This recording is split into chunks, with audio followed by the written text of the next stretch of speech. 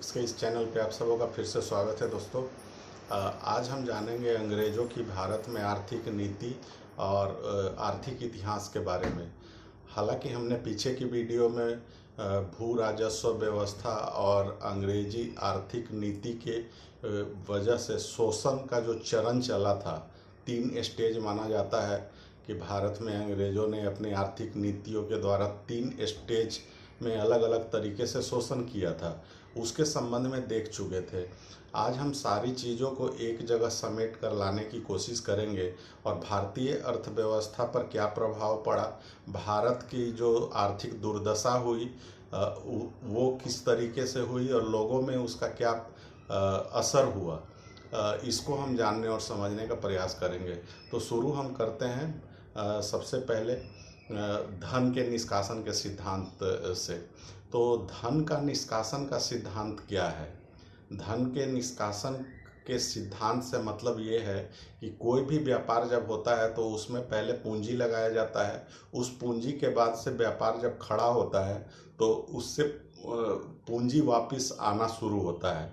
तो जो लागत उसमें लगती है उसको हटाने के बाद जो पैसा बचता है वो मुनाफे के रूप में होता है। वो मुनाफा वापस फिर से डाला जाता है और कुछ अपने खर्चे रखे जाते हैं। तो इस तरीके से व्यापार आगे बढ़ता है। लेकिन अंग्रेज भारत में जिस तरीके से व्यापार कर रहे थे वो क्या था कि वो भारत से धन तो वापस लेके जा रहे थे, लेकिन वापस इंडिया में वो पैसा लग नहीं रहा था, जिसकी वजह से भारत में एक आर्थिक दुर्दशा शुरू होती है। यहाँ पे गरीबी बढ़ती है, यहाँ का विकास रुक जाता है, रोजगार धंधे चौपट हो जाते हैं और भारतीय गरीब हो जाते हैं। तो ये सारी चीज़ें होती हैं। ये किस किस तरीके से हुआ, तो वही हम धन के निष्कासन के सिद्धांत के अंतर्गत हम जानते हैं। तो सबसे पहले धन के निष्कासन के सिद्धांत को पहचाना या इसके बारे में बतलाया दादा भाई नौरोजी ने। उन्होंने इस संबंध में एक लेख लिखा था 1867 ईस्वी में। उसका शीर्षक था इंग्लैंड डेप्थ टू इंडिया।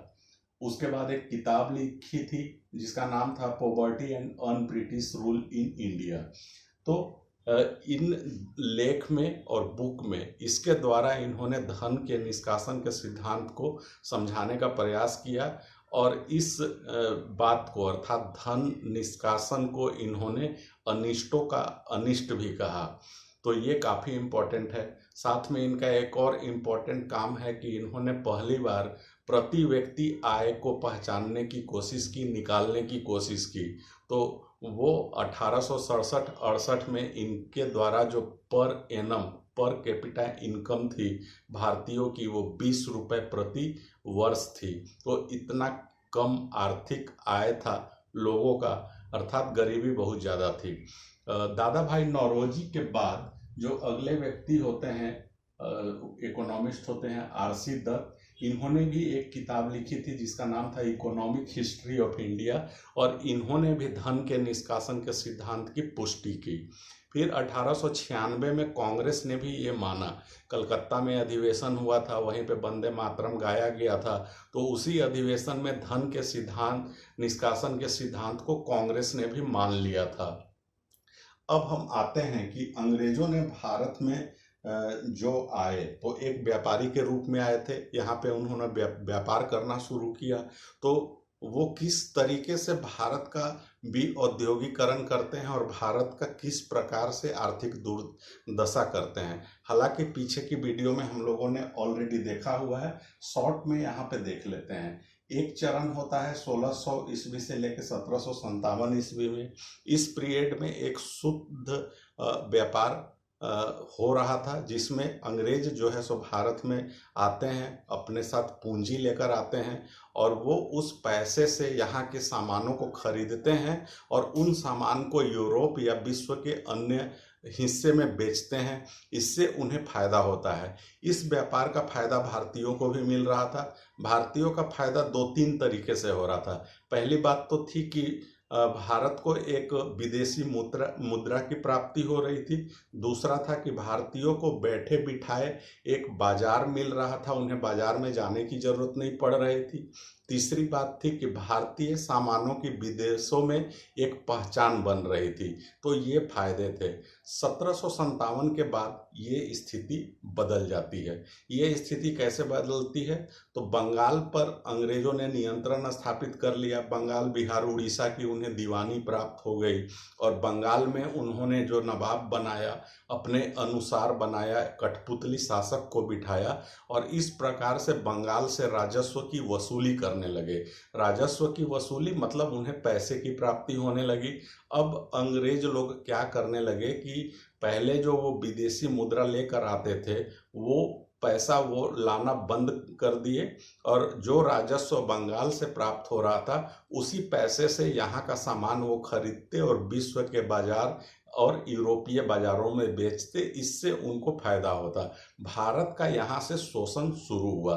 शोषण इस तरीके से शुरू हुआ कि पैसा तो भारत का बाहर लेकर जाया जाने लगा, लेकिन बदले में वो पैसा वापस भारत में नहीं लग रहा था, जिससे कि रोजगार धंधे बढ़ते, उद्योग धंधे लगते, कृषि का विकास होता। ये सारी गतिविधियां रुक गई और एक आर्थिक शोषण का दौर शुरू हुआ। तो 1813 तक ऐसा ही चलता रहा। 1813 में क्या होता है, एक और दौर शुरू होता है। यहाँ से एक मुक्त व्यापार का दौर शुरू होता है। मुक्त व्यापार मतलब कि खुला व्यापार। ईस्ट इंडिया कंपनी के एकाधिकार को समाप्त कर दिया गया।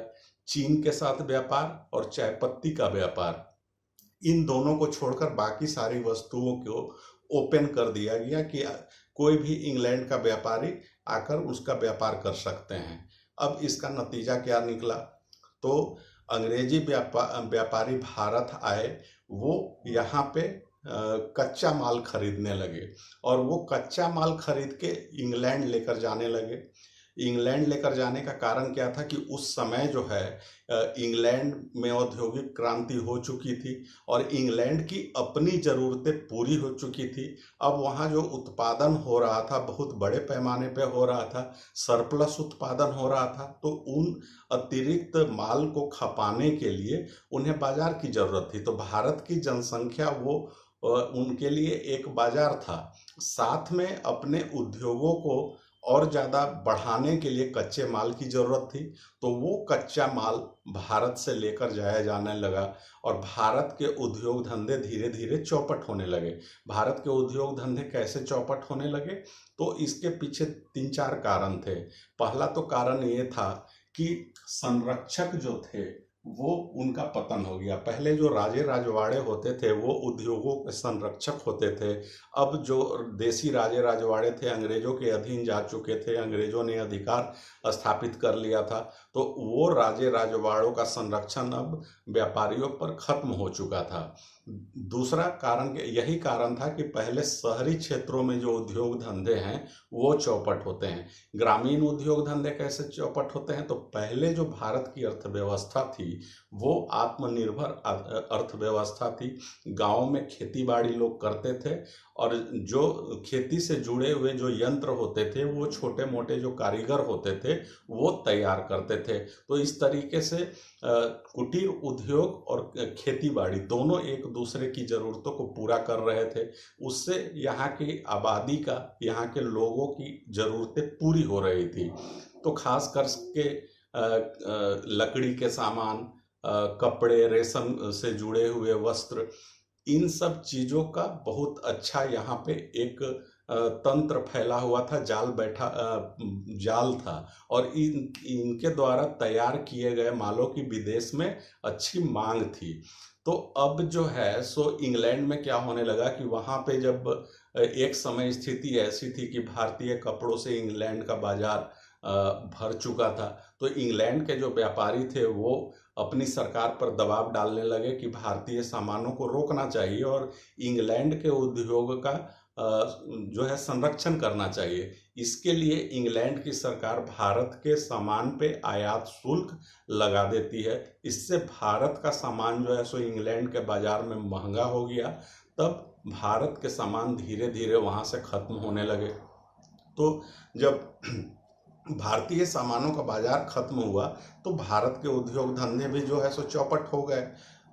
दूसरी एक और भी बात थी कि कच्चा माल जो भारत से लेकर जाया जा रहा था, तो अब ऐसा किया गया, अंग्रेजों के द्वारा कुछ नीतियां अपनाई गई, जैसे कि ददनी प्रथा एक चलाई गई। ददनी प्रथा के अंतर्गत जो है वो क्या था कि ददनी प्रथा में एडवांस के रूप में किसानों को पैसा दे दिया जाता था और उनकी उपज को एडवांस में ही खरीद लिया जाता था। तो अब जो भारतीय व्यापारी और कारीगर थे उन्हें कच्चा माल मिलना बंद हो गया। साथ में अंग्रेज लोगों ने ऐसी नीति अपनाई थी कि कच्चा माल वो अंग्रेजों को ही बेचना है और उनके द्वारा तय किए गए दाम पर ही बेचना है। तो इससे भारतीय कारीगरों को जो है कच्चा माल मिलना बंद हुआ। ये भी एक कारण बना कि भारतीय उद्योग धंधे, कुटीर उद्योग धंधे वो बर्बाद हो गए। तीसरे जो कारण थी वो औद्योगिक क्रांति का था। औद्योगिक क्रांति की वजह से इंग्लैंड में प्रोडक्शन बहुत ज़्यादा होने लगा। जब प्रोडक्शन की मात्रा बहुत ज़्यादा होती है तो लागत कम आती है। इससे और दूसरी बात यह भी थी कि मशीन से जो सामान तैयार हो रहे थे और उसमें आधुनिक रंगों का प्रयोग किया जा रहा था, आधुनिक तकनीकी का प्रयोग किया जा रहा था। तो इससे माल की गुणवत्ता जो है वो ज़्यादा उत्कृष्ट होने लगी और सस्ते भी थे। तो इन सब चीज़ों की वजह से भारतीय सामान प्रतियोगिता में टिक नहीं पाई। तो इस वजह से भी भारतीय उद्योग धंधे चौपट होने लगे। इसके बाद अंग्रेजों की और भी नीति होती है।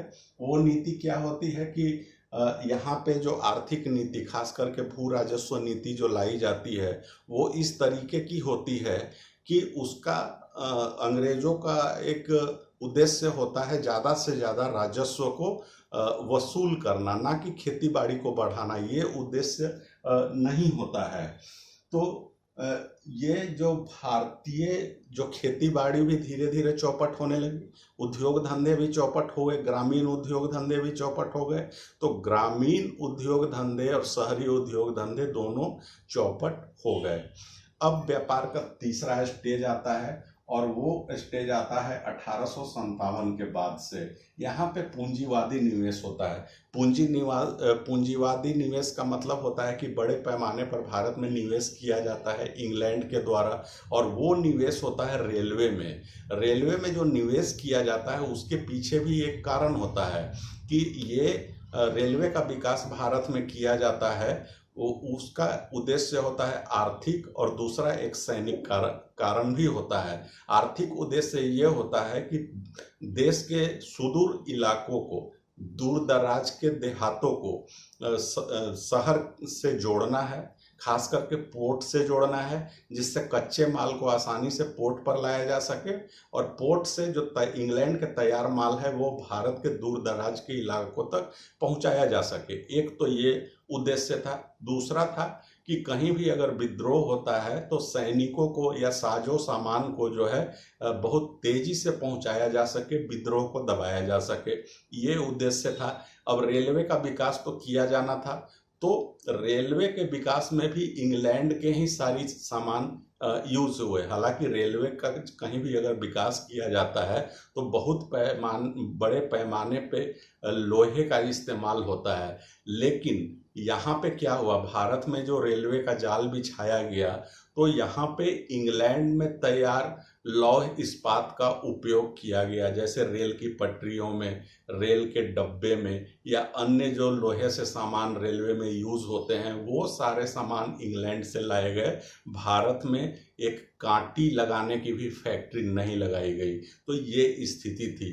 तो इसका नतीजा क्या निकला? नतीजा ये निकला कि भारतीय जो उद्योग धंधे विकसित होने चाहिए थे रेलवे के विकास के कारण, वो भारतीय उद्योग धंधे नहीं लगे।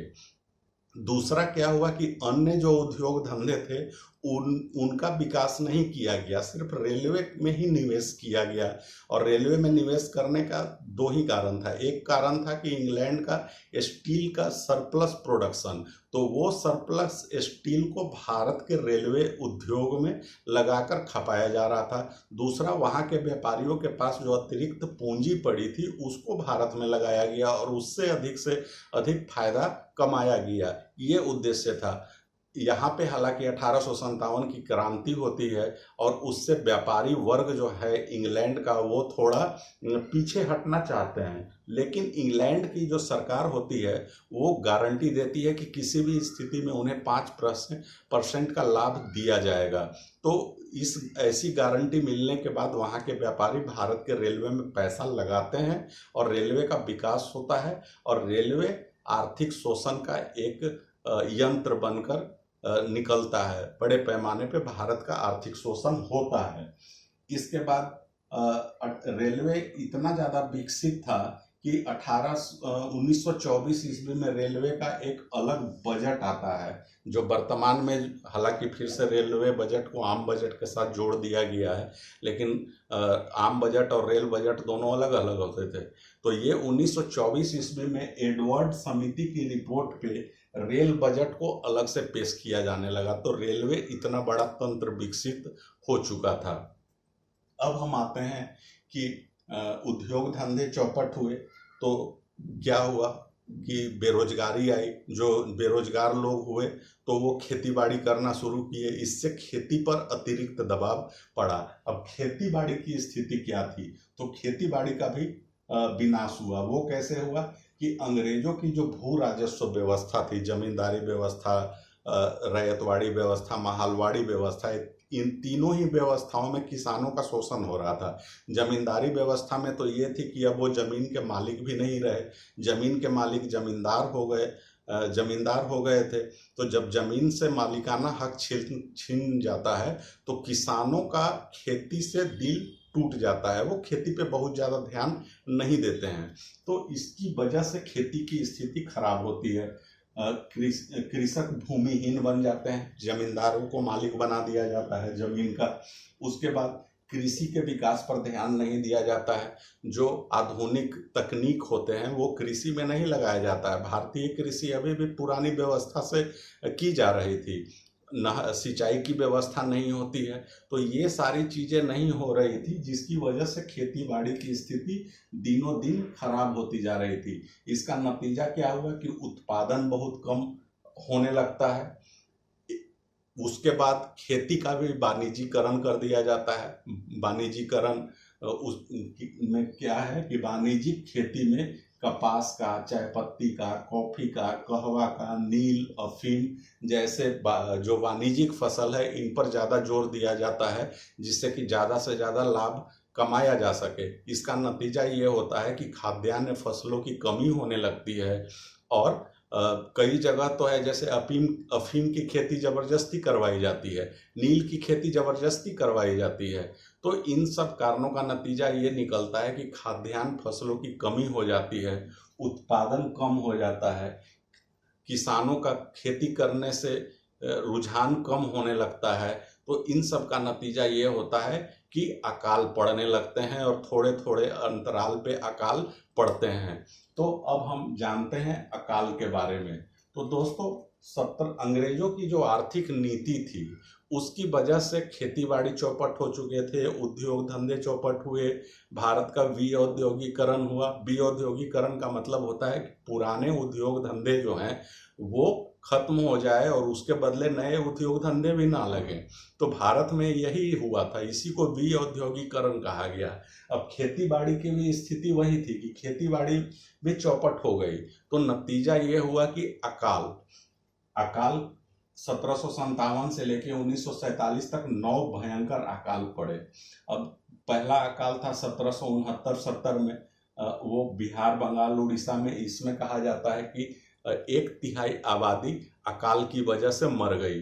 इसको हम लोगों ने देखा हुआ है। फिर 1837-38 में उत्तर भारत में अकाल पड़ा, 8 लाख लोग मरे। फिर 1861 से लेकर 1876 तक 5 अकाल पड़े पूरे भारतवर्ष भर में, अलग अलग हिस्सों में। 1861 में उत्तर भारत में ये सबसे विकराल अकाल था और इतने ज़्यादा लोग मरे थे कि जिनकी कोई गिनती नहीं थी, कोई डाटा नहीं दिया गया है, लेकिन बहुत सारे लोग मरे थे। 1866 में उड़ीसा में अकाल पड़ा, 10 लाख लोग मरे। उसके बाद 1869 में मध्य भारत में, इसकी भी कोई डाटा उपलब्ध नहीं है। 1873-74 में बिहार बंगाल में पड़ा, इसमें भी बहुत सारे लोग मरे। 1876 में पूरे भारत भर में अकाल पड़ा, 50 लाख लोग मरे। 1896 में उत्तर मध्य और दक्षिण भारत में अकाल पड़ा, इसमें भी बहुत सारे लोग मरे। फिर 1943 में अकाल पड़ता है बंगाल में, जिसमें कि 15 लाख लोग मरे थे। तो उस समय जो लाखों लाख लोग, 1/3 लोग मर रहे थे अकाल से, तो आप सोच सकते हैं कि कितनी खराब स्थिति थी। अंग्रेजों की आर्थिक नीति कैसी थी। 1857 की जो क्रांति होती है उससे अंग्रेज लोग काफ़ी डरे हुए होते हैं, और 1861 से लेकर 1876 तक जो 5 अकाल पड़े, इससे अंग्रेज लोगों को भी डर लगा कि अकाल की वजह से भारत में विद्रोह हो सकता है, अंग्रेजी सत्ता को नुकसान हो सकता है, यहाँ से भगाया जा सकता है, उनके विरुद्ध विद्रोह करके उनको सत्ता से दूर किया जा सकता है। तो इसका नतीजा क्या होता है कि अब एक समिति बनाई जाती है कि अकाल समिति बनाई जाए और अकाल से कैसे निपटा जाए, इसके उपाय ढूंढा जाए। तो समिति, पहला जो समिति बनाई गई कैंपबेल समिति 1866 में बनी, और ये जो 1861 और 1866 का अकाल पड़ा था, इसकी वजह से ये समिति बनाई गई थी। सर कैंपबेल को इस समिति का अकाल समिति का अध्यक्ष बनाया जाता है। उन्हीं के नाम पर कैंपबेल समिति नाम दिया गया। जिम्मेवारी दी गई थी कि अकाल के कारण क्या है, इनके कारणों का पता लगाया जाए और कैसे निपटा जाए, उस पर सुझाव दिया जाए। तो इस समिति ने जो सुझाव दिया उसका ये कहना था कि भारत की खेती वर्षा आधारित खेती है, सिंचाई की व्यवस्था नहीं है, ये एक बड़ा कारण है। दूसरा कारण इन्होंने बतलाया कि जमींदारों का शोषण किस तरीके से हो रहा है हम लोगों ने ऑलरेडी देखा हुआ है। उसकी वजह से उत्पादन कम हो रहा है, किसान जो है सो रुचि खत्म हो रही है खेती करने की। तो इन सब वजहों से उत्पादन कम हो रहा है और वो अकाल के रूप में सामने आ रहा है। सुझाव दिया कि सिंचाई व्यवस्था को विकसित किया जाए और जिलाधिकारी की भूमिका को ज़्यादा मजबूत किया जाए, ज़्यादा जिम्मेवारी जिलाधिकारी को दिया जाए कि वो अकाल से निपटने के क्या क्या उपाय हो सकते हैं उनके जिले के अंतर, वो प्लानिंग करें और उसके अनुसार से काम करें। इसके बाद स्ट्रेची आयोग बनती है। यहाँ पे आयोग और समिति दोनों में फर्क है। समिति मतलब कि कमिटी, आयोग मतलब कमीशन। तो पहली जो कमिटी बनी वो कैंपबेल कमिटी बनी और पहली कमीशन बनी स्ट्रेची कमीशन।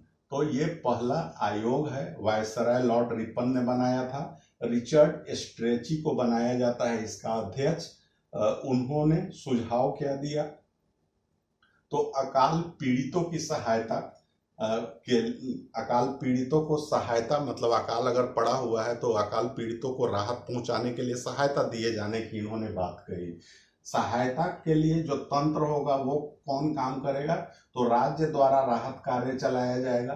केंद्र की भूमिका क्या होगी, सहायक की भूमिका होगी, अर्थात राज्य को क्या जरूरत है, पैसे की जरूरत है, सामान की जरूरत है, तो वो सहायता केंद्र के द्वारा किया जाना चाहिए। और राहत का वितरण सामानों का वो एनजीओ के माध्यम से करने की बात इन्होंने कही। एनजीओ को इसलिए माध्यम बनाए जाने की बात कही क्योंकि ब्रिटिश जो तंत्र था उतना बड़ा नहीं था कि वो अपने रेगुलर प्रशासनिक काम को छोड़कर वो राहत कार्य में लगे। तो इससे निपटने के लिए एनजीओ को वो जिम्मेवारी देने की बात कही।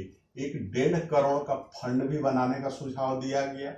इस स्ट्रेची कमीशन के सुझाव पर 1833 में एक अकाल संहिता बनाई जाती है और सारे सुझावों को मान लिया जाता है। अकाल संहिता में यह बतलाया गया कि अकाल अगर पड़ता है तो उससे किस प्रकार से निपटना है, उसके तौर तरीकों को बतलाया गया।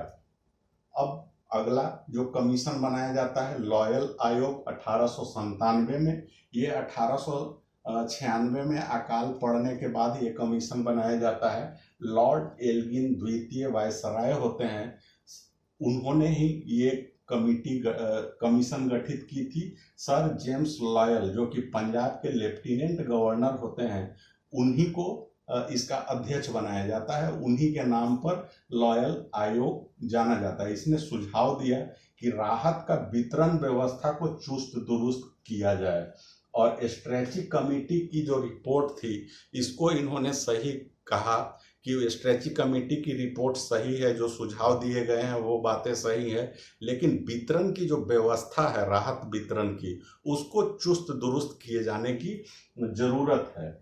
इसके बाद मैकडोनाल्ड कमीशन बनता है 1900 ईस्वी में।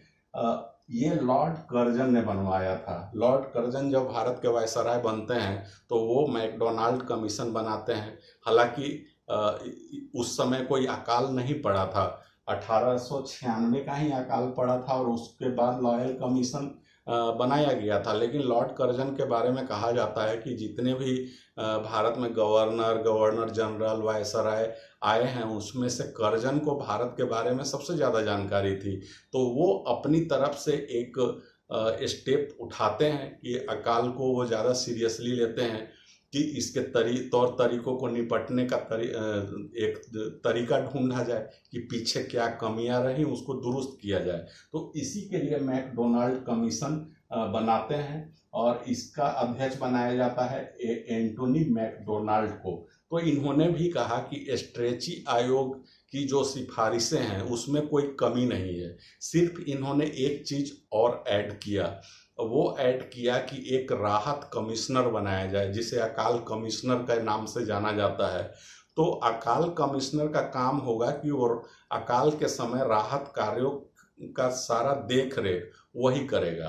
तो अभी भी आप देखते होंगे कि भारत में जो अकाल पड़ता है या बाढ़ आते हैं तो राहत के लिए एक बड़े अधिकारी को लगा दिया जाता है। ज़्यादातर सचिव स्तर के अधिकारी को ही जिम्मेवारी दी जाती है राहत कार्य चलाने के लिए।